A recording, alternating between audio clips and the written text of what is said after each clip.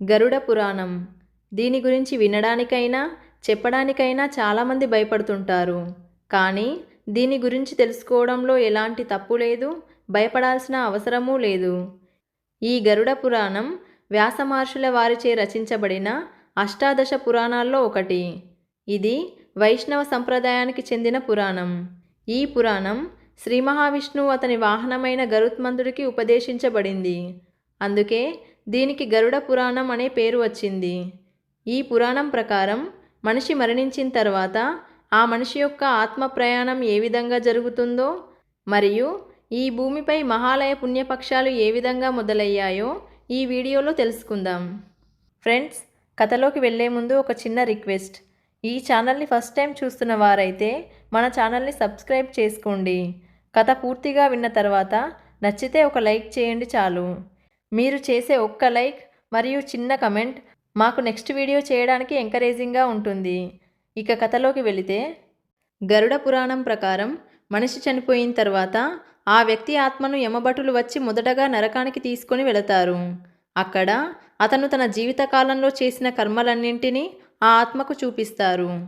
వ్యక్తి చనిపోయిన 24 గంటల తర్వాత ఆ ఆత్మను తిరిగి భూలోకానికి తీసుకువచ్చి ఆ వ్యక్తి ఇంటి దగ్గర విడిచిపెడతారు. అలా విడిచిపెట్టబడిన ఆత్మ చనిపోయిన తర్వాత 13 రోజుల పాటు ఆ ఇంట్లోనే తిరుగుతూ ఉంటుంది. కానీ ఎవరికీ కనిపించదు. అలాగే ఆ ఆత్మ తన శరీరంలోనికి తిరిగి వెళ్ళడానికి చాలా ప్రయత్నిస్తుంది. కానీ తన శరీరంలోనికి వెళ్ళడానికి వీలు కాకపోవడంతో ఆత్మ గట్టిగట్టిగా అరుస్తూ ఏడుస్తుంది. కానీ ఆ ఆత్మ పడే ఘోష ఎవరికీ వినిపించదు.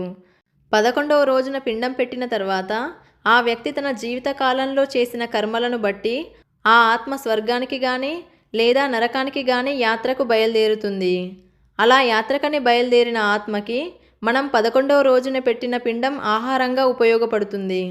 అలాగే 11వ రోజున పెట్టే శాంతి భోజనాలను అప్పు చేసి పెడితే ఆ ఆత్మకి ఎప్పటికీ శాంతి పొందలేదు అని అంటుంటారు. అలాగే ఎవరికైతే పిండం పెట్టరో వారి ఆత్మను కర్మతో సంబంధం లేకుండా యమభటులు ఈడ్చుకుంటూ మరి నరకానికి తీసుకుని వెళ్తారని చెబుతుంటారు. దీని గురించి మహాభారతంలో ఒక కథ కూడా ఉంది. అదేంటంటే, కురుక్షేత్ర యుద్ధంలో మరణించిన కర్ణుడికి స్వర్గానికి వెళ్ళే మార్గంలో విపరీతమైన ఆకలి వేసింది. దాంతో ఎలాగోలా స్వర్గానికి చేరుకున్న కర్ణుడికి ఒక మామిడి పండు కనిపించింది.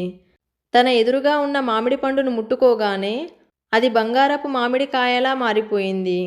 అలా ఆకలితో కర్ణుడు పట్టుకున్న ప్రతిదీ బంగారంలా మారిపోవడంతో కనీసం నీటిని తాగైనా తన ఆకలిని తీర్చుకుందామని కర్ణుడు ఒక సెలయేటి దగ్గరికి వెళ్ళి సెలయేటిలోని నీటిని తాకగానే అదంతా వజ్రాల గనిలా మారిపోయింది.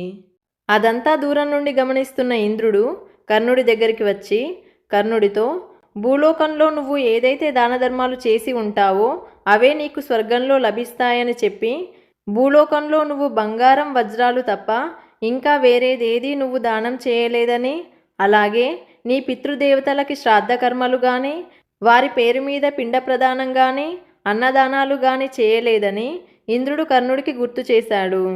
దానికి కర్ణుడు ఇలా సమాధానమిస్తాడు: తను బ్రతికున్నంత వరకు తన పితృదేవతలెవరో తనకి తెలియదు కాబట్టి వారి కోసం ఎలాంటి పితృకార్యాలు చేయలేదని, ఇకపై చేయడానికి తన వారసులెవరూ భూమిపై బ్రతికి లేరని చెబుతూ కర్ణుడు బాధపడటాన్ని చూసిన ఇంద్రుడు కర్ణుడితో ఆ పనులన్నీ పూర్తి చేసుకురమ్మని ఇంద్రుడు కర్ణుడిని 15 రోజుల పాటు భూలోకానికి తిరిగి పంపించాడు.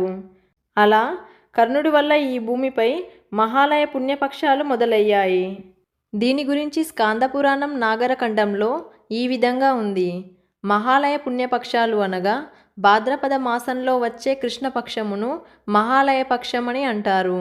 మహాలయం అనగా గొప్ప వినాశనం లేదా మరణం అని అర్థం. ఈ పక్షమున అన్ని వర్గములకు చెందినవారు తమ పెద్దలు మరణించిన తిథిని బట్టి ఆయా తిథుల్లో తర్పణ శ్రాద్ధ కర్మలు చేస్తారు. కాబట్టి దీన్ని పితృపక్షం అని కూడా అంటారు. ఉత్తరాయణం దేవతల కాలం గనక ఉత్తమ కాలమని లేదా శుభకాలమని అంటే, దక్షిణాయనం పితృకాలం గనక అశుభపక్షమని మన పూర్వీకుల విశ్వాసం. కాబట్టే ఈ పితృకాలంలో శ్రాద్ధకర్మలు చేసి మన పితరులను సంతృప్తిపరుస్తారు. ఈ వీడియోపై మీ అభిప్రాయాన్ని కమెంట్ చేయండి. నచ్చితే ఒక్క లైక్ చేయండి. మీ ఫ్రెండ్స్ అండ్ రిలేటివ్స్తో షేర్ చేయండి. మీ అభిప్రాయాలని సజెషన్స్ని కమెంట్ ద్వారా తెలియజేయండి. మీరు చేసే లైక్ అండ్ కమెంట్ వల్ల ఈ వీడియో మీలాంటి ఇంకొంతమందికి సజెస్ట్ అవుతుంది. సో ఇలాంటి మరిన్ని ఇన్ఫర్మేటివ్ వీడియోస్ కోసం సుమక్క 369 ఛానల్ని సబ్స్క్రైబ్ చేయండి. వీడియోని చివరి వరకు చూసిన మీ అందరికీ థ్యాంక్ యూ. నెక్స్ట్ వీడియోతో మళ్ళీ కలుద్దాం. జై హింద్.